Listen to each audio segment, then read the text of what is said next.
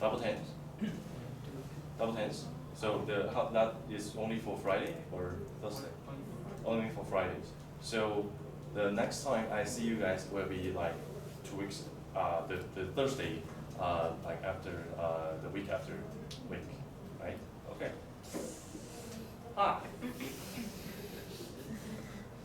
Wow. It's like over 1 year or something. Okay.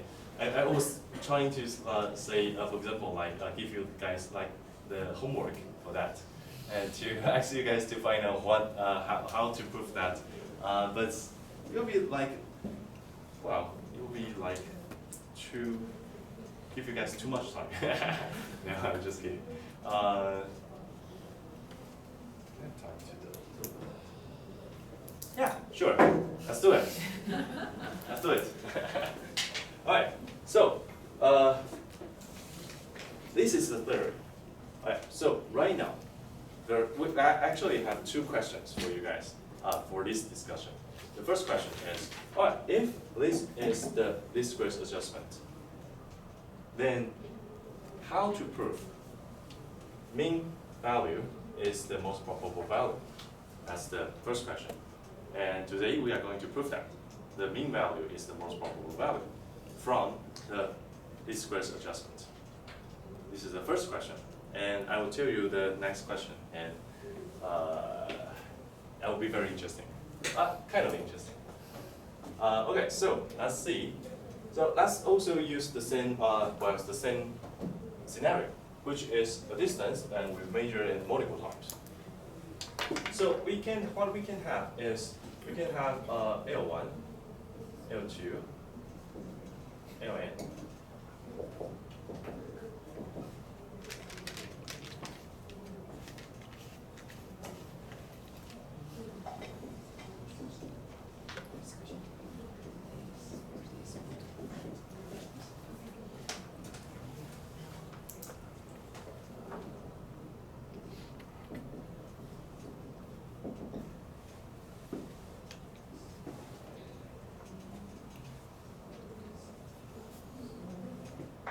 Okay, so this is the case. We have different observations and scattered over here. And right now, the unknown is the large L. So which is the most probable value that we want to find? This is the most probable value that we want to find. But each observation, it contains some random error. And those random errors are the residuals. Right? So it has some differences between the most probable value to the observations. So in this case, what we can do is we can take the summation of them. Alright, we can, okay, so in this case, what we want to do is by following the least squares adjustments. So what it tells us is that we want to find a value that the residual square summation is minimum. So in this case, what we can have is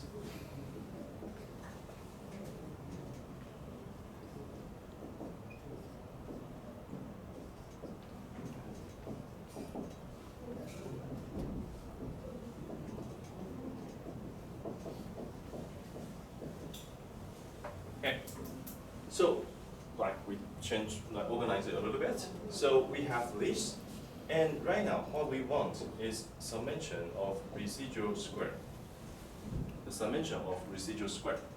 And in this case, this becomes B1 square equals to L square to L1 L plus L1 square.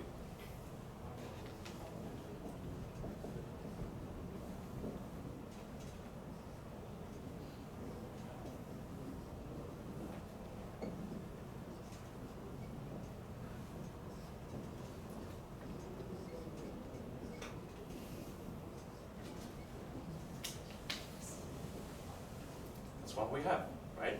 So each of them take the square, and we have this, right? So B1 square, B2 square, and then here take the square, so you have this, right? I believe you guys can understand this, right? Good, good. Okay, so in this case, the summation, right? So we have the summation. Let's write it over here. So in this case, the summation of residual square becomes the, how many of them? We have n L squared, right? We have n equations and n L squared. And then minus this summation L.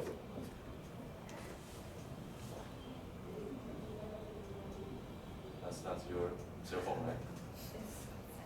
Oh, okay. I thought someone was pick up the phone.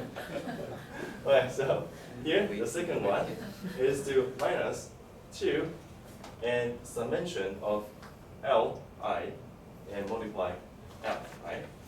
And the third one is the summation of Li squared. So this is the equation that we have.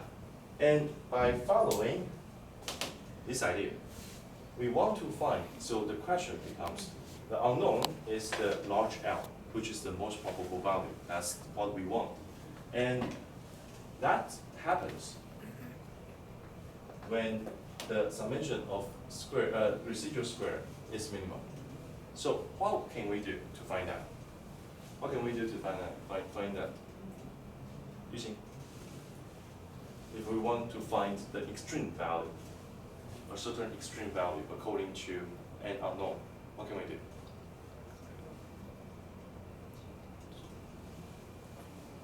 For example, if you have a curve and you want to find the extreme value, for example, this.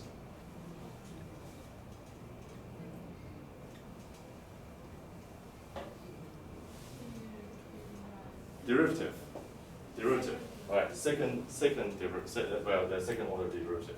Okay, so what you can do is to take the derivative. So let's say you are taking the derivative over the should be written like this. You are taking the derivative over L on the this. You are taking the derivative. Derivative means 微分，取微分。你要找 so let me explain that in Chinese a little bit. 你要找极值啊，你要找一个方程的极值，其实就是取微分嘛。那取微分之后要干嘛？等于0嘛，对不对？取微分之后等于0的那个位置就是你的极值。Okay? So, in order to find the extreme value, in this case, the extreme value is some residual square summation. If you want to find the extreme value, it's taking the derivative. Right? And right now, the unknown is L. So, which means that we are finding an L that can make the summation of residual square an extreme value. And how to find that extreme value? We will make this equals to 0. Because derivative means the slope. Derivative means slope. So the slope, as you can see, a function like that. And right now, the summation of residual square should be like this. Instead of that, let's say this. If right now I want to find the extreme value, which is extremely low, and the derivative means slope. So for example, like the slope like this. So if the derivative equals to 0, slope equals to 0, then that is the extreme value that we are finding. Okay? So we take the derivative over this according to the L. Then in this case, what do we have? Derivative. Let's take a look at the first term. It will be 2 and L, right? Second one, is the minus 2 summation Li, right? Third one is gone. There is no large L, so it's gone. So it will be least equals to 0. Then what will happen? 2 is gone, right? 2 is gone. So it will be NL equals to summation Li. Then it becomes L equals to summation of Li divided by N, which is the number of observations. And what is this? The large L is the most probable value according to the least squares adjustment. And what is the right hand side? That is commonly known as average. Because you have all the observations and you sum it up and divide it by the number of beds. That's it. Okay, so that basically proves why the mean value is the most probable value from the least squares adjustment.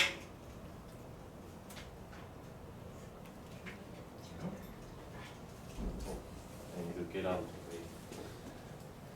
way. Okay. Hey, that's good. Actually, it takes less time than I think. So we probably can focus on the next question. Any question over here? Should be actually pretty straightforward though, because it's just the most complicated thing is taking the derivative over here. So that's it. So it should be very easy to understand. All right, so according to the least squares adjustment, the mean value is the most probable value. So that's also why. So we can prove that according to from the mathematical equations, we can prove that. But from the normal distribution, we can actually kind of prove that as well. For example, like I said, the normal distribution is the probability density function. So in this case, we can take a very small region, a small range along this x-axis, and take the integral, and then to find out the probability. So right now, if I take a very small range over here, and which is at the mean value, then I take the integral, I will find the highest probability. I will find the highest probability because the normal distribution over there, it has the highest probability density. So in this case, it also indicates that the mean value is the most probable value. It also indicates that, but it can be proved. It can be proven by the mathematical functions like that. Okay. All right. So, any question? All right. If no question, then I will ask another scary question, which is least squares adjustments, right? Why least squares? Why squares? Why not least cubic adjustments? Why not like, I don't know, if you have 4, I don't know how to go at in a professional term, sorry. So, I mean, why here? Why here is square? Why not cubic? Why not more?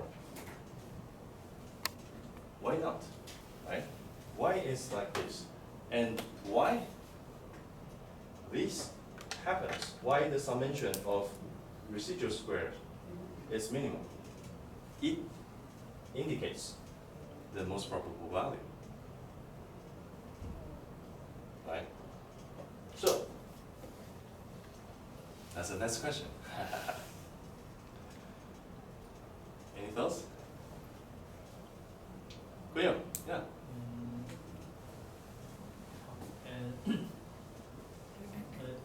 极因为二次方程的极值会有如果是3个的话会超过1个。Oh no, that's not the reason. So he's trying to say that this is like the square function like that. But however, cubic is not like that, so you cannot find like the extreme values, something like that. But that's not the reason. Okay, any thoughts? Any thoughts? It related to the equation of normal distribution. That's the hint. related to that.